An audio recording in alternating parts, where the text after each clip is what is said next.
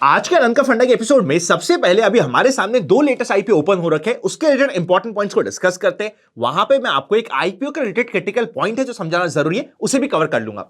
Finally हम market को discuss करेंगे सेकंड हाफ में, बिकॉज आपने और हमने जैसे साथ में कल के दिन डिस्कस किया था, बल्कि हम फ्राइडे से डिस्कस कर रहे हैं कि मार्केट एक रेंज में जाने की कोशिश कर रहा है और उस रेंज के टूटने का समय शायद अब बहुत पास आ गया है। तो काफी इंपॉर्टेंट मार्केट रिलेटेड डिस्कशन मिलेगा आपको सेकंड हाफ में।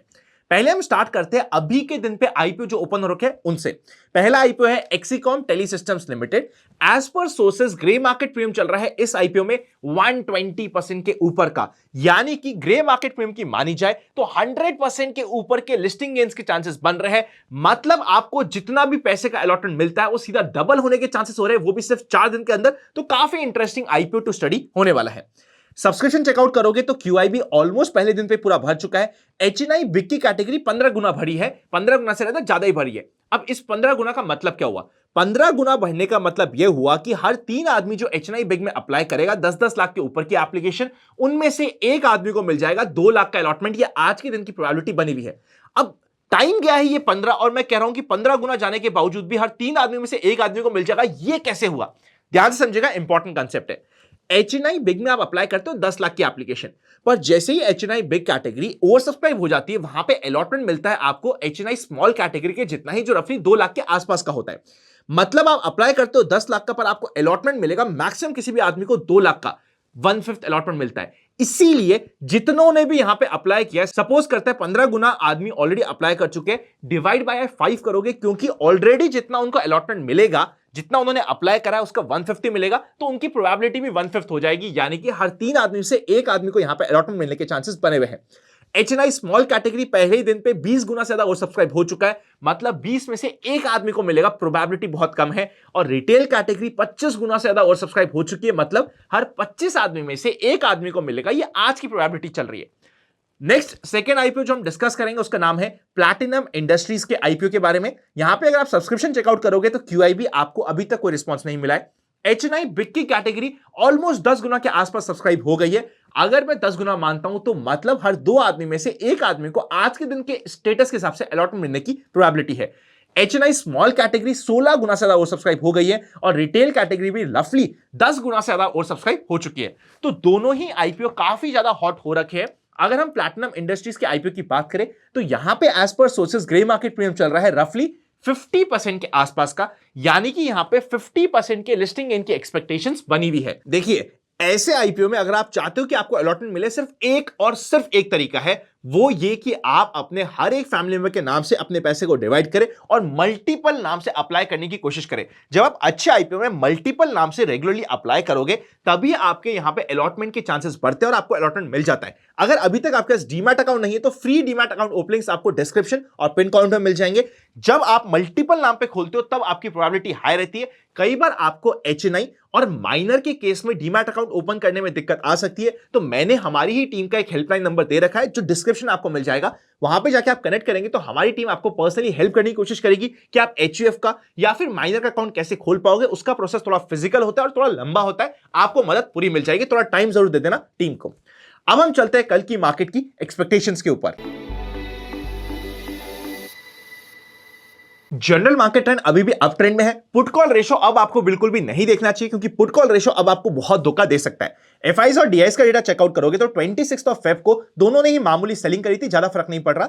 रेगुलर अगर आप अभी डेटा को चेकआउट करोगे तो ना ही एफआईएस ना ही डीआईज की तरफ से हमें कोई मेजर एक्शन मिल रहा है। यही कारण है कि पिछले कुछ दिनों में हम देख भी रहे हैं कि मार्केट रेंज बाउंड हो रखा है। ऑप्शंस के डेटा को स्टडी करते हैं सबसे पहले निफ्टी, क्योंकि हमारी मंथली एक्सपायरी, इसलिए मैं आपके ऑप्शंस को डेटा पे ज्यादा फोकस कर रहा हूं। देखो, आज के दिन का अगर आप डेटा चेकआउट करोगे तो सिर्फ अगर आप इस डेटा के बेसिस पे काम करोगे तो आपको लगेगा यार मार्केट एकदम रेंज बाउंड होने वाला है, क्योंकि 22,000 के आसपास के लेवल पे बहुत अच्छी पुट राइटिंग हो रखी है और 22,300 400 इवन इमीडिएटली 22,300 से लेके 400 के बीच में काफी अच्छी कॉल राइटिंग हो रखी है। तो बीच में डेटा कुछ इंडिकेट कर रहा है कि हम बीच में ही रुक जाए।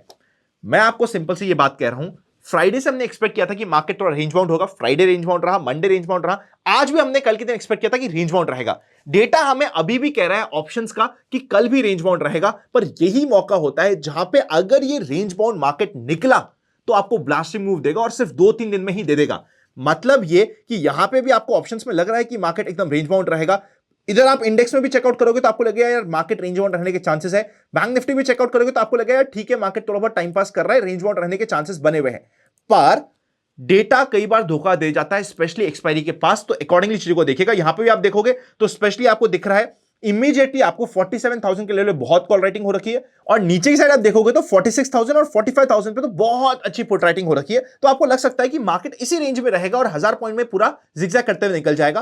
पर अब आप ध्यान रखिएगा, मार्केट को अगर कोई मूव देना है और इमीडिएटली देना है तो सबसे बेस्ट समय होता है कल के दिन का सेकेंड हाफ, आप मान लीजिए 12:30 1 बजे के बाद। तो वहां पे आपको स्पेशल ध्यान देना होगा। जो भी मूव आएगा उसके आने की प्रोबेबिलिटी ज्यादा होती है कल के दिन पे, और आने की प्रोबेबिलिटी में भी लीड करने के चांसेस सबसे ज्यादा होते हैं बैंक निफ्टी के। तो इसको बैक ऑफ द माइंड रख लीजिएगा। चलिए अब हम एनालिसिस करके देखते हैं। एनालिसिस अगर आप चेकआउट करोगे ना, कभी भी मार्केट 46,800 का लेवल अगर क्रॉस करता है और बड़ी कैंडल के साथ करता है तो बड़े पॉजिटिव मूव आने के चांसेस होते हैं। अगर मैं नेगेटिव मूव की बात करूं तो जब तक मार्केट, देखिए ये वाला लेवल ना मार्केट का एक इंपॉर्टेंट सपोर्ट बना हुआ है 46,300 का। तो एक बार अगर मार्केट 46,300 के लेवल तक आता भी है यहां पे, तब भी यहां पे हमें एक बार बाउंस बैक के लिए ज्यादा प्रोबेबिलिटी होती है, जिसे हम स्टडी करेंगे। और जब मार्केट 46,300 के लेवल को डिसाइसिवली तोड़ के, बल्कि मैं तो कह रहा हूं आप सेफ रहिए, 46,200 को पकड़िए, उसके नीचे जाए तभी हमें कोई शॉर्ट की अपॉर्चुनिटी मिलेगी। वरना ओवरऑल जिस तरीके से मार्केट होल्ड कर रहा है, जब मार्केट इस तरीके से होल्ड करता है ना, ये एक हॉल्टिंग मार्केट होने के ज्यादा चांसेस होते हैं, that too in the positive direction अगर निकलना हुआ तो इसे बैक ऑफ द माइंड रख लीजिएगा। 46,300 हमारा लेवल होता है, जिसके नीचे अगर मार्केट जाता है तो हम शॉर्ट करने का भी प्लान कर सकते हैं, वहां पे हम स्टडी कर सकते हैं। इन दी सेम वे अगर हम निफ्टी की बात करें तो निफ्टी में हमारे लिए इंपॉर्टेंट लेवल नीचे का बना हुआ है, जो इमीडिएट बन रहा है 22,050 का। यहां तक मार्केट अगर आता है डिप में कभी भी, तब भी हमें बाउंस बैक के लिए प्लान करना पड़ेगा। चाहे हमें वो bounce back flat opening, gap down opening, किसी भी सिनेरियो में मिले, उसको स्टडी करेंगे। अगर मार्केट 22,000 के लेवल को क्लोज करता है बैक टू बैक 5 मिनट की कैंडल में, तब हमारे लिए शॉर्ट की वहां पे अपॉर्चुनिटी आ जाएगी। और इमीडिएटली मार्केट जैसे ही लाइफ टाइम हाई को काटेगा, यहां पे बहुत अच्छी कॉल राइटिंग हो रखी है 22,300 पे, पर अगर ये कटता है कल रादर परसों के दिन पे, तो यहां पे आपको 100, 150, 200 पॉइंट के मूव फट मिलेंगे। इसे बैक ऑफ द माइंड रख लीजिएगा। मैं अभी से आपको प्रीएम्प्ट करने के लिए कुछ भी नहीं कह रहा, पर अभी का market presently buy on dip का बना हुआ है, जितना हम स्टडी कर पा रहे हैं प्राइस एक्शन को। जब तक हमारे इंपॉर्टेंट सपोर्ट लेवल नहीं टूटते, मैं अननेसेसरी शॉर्ट नहीं करूंगा। मुझे पता है हमारे सामने एक्सपायरी है। नेकेड ऑप्शन सेलिंग अगले 2 दिन के लिए आपके लिए काफी हानिकारक हो सकती है, तो अननेसेसरी उड़ते तीर लेने की कोशिश मत करिएगा। अगर ऑप्शन सेलिंग करने की इच्छा भी है तो वर्टिकल क्रेडिट की स्ट्रैटेजी को फॉलो कीजिएगा, वो बेटर होगा।